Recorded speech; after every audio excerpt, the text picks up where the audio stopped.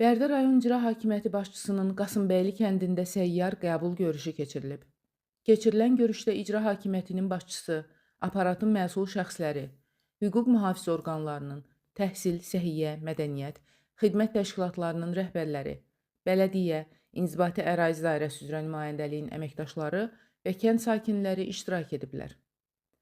Rayon icra hakimiyyətinin başçısı ölkə rəhbərinin tapşırıq və tövsiyələri əsasında respublikamızda aparılan sosial-iqtisadi islahatların, əhalinin rifah halının daha da yaxşılaşdırılması istiqamətində icra olunan layihələrin hər bir yaşayış məntəqəsini əhatə etdiyini vurğulayıb və Qasımbəyli kəndində görülən işlər barədə vətəndaşlara ətraflı məlumat verib.